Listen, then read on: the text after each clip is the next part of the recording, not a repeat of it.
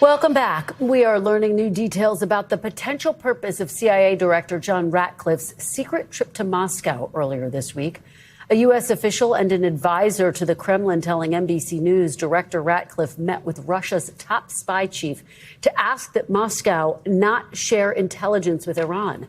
Additionally, the Wall Street Journal, citing people briefed on the visit, reports Director Ratcliffe used the visit to deliver a warning to Russia not to attack NATO countries.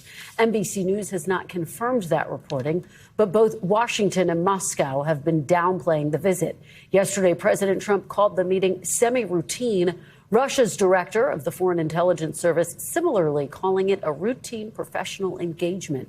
Today, President Trump was pressed about concerns Russian President Putin could attack a NATO country. Has Vladimir Putin agreed or committed to not attacking a NATO territory? I've had good talks with him. He's not going to be attacking a NATO territory. Will Ratcliffe deliver a warning to Russia not to attack NATO territory during his... Well, I don't want to comment on that, but they're not going to attack. It comes amid renewed scrutiny about a munitions shortage facing the U.S. military due to the ongoing war against Iran, which will hit the 6-month mark tomorrow. Joining me now is NBC News senior national security correspondent Courtney Kube. Court, thanks so much for being here. So tell us a little bit more about your reporting. What else was discussed in that meeting in Moscow? Yeah, so this is reporting from our colleague Keir Simmons and myself and others. In fact, when John Ratcliffe, the CIA director, there were a number of different issues that they discussed, according to the officials who we spoke with.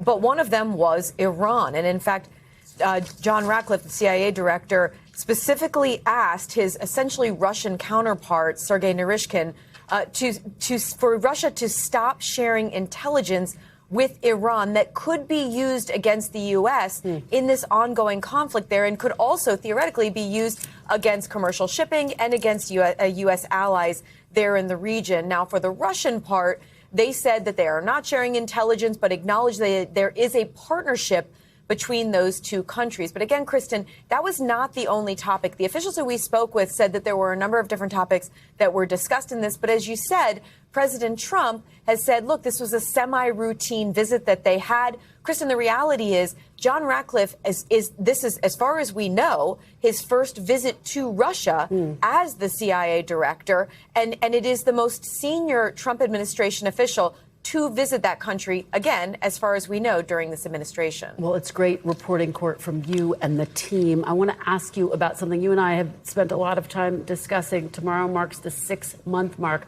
since the United States launched this war with Iran. Can you give us the overall state of play?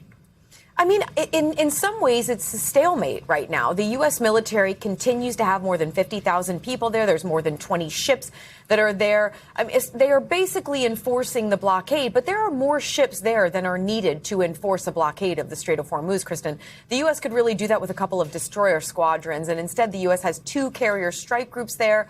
They have hundreds of aircraft, and that is because they are trying to maintain flexibility if President Trump were to say, look, I want to restart major combat operations against Iran today. The U.S. military has what they need there if, in fact, the president says he wants to do that. But there still is this overarching issue that exists of munitions. The U.S. military has burned through a ton of their long-range munitions, the offensive and the defensive ones. They still have the ability, if the president were to want to restart combat operations against Iran. But the real question is, how long could they sustain that?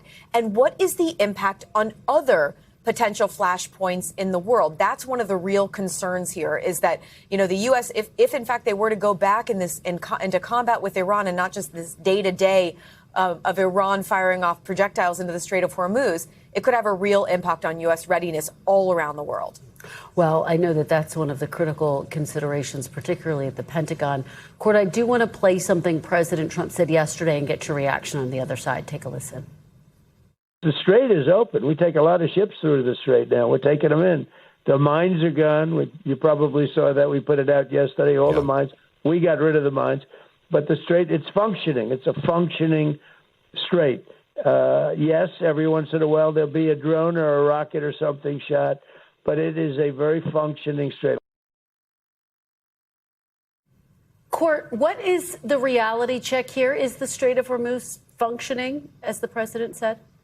It is, in that ships are coming and going, are able to go in and out. But the reality is it's not functioning the way that the entire world has been used to it for years.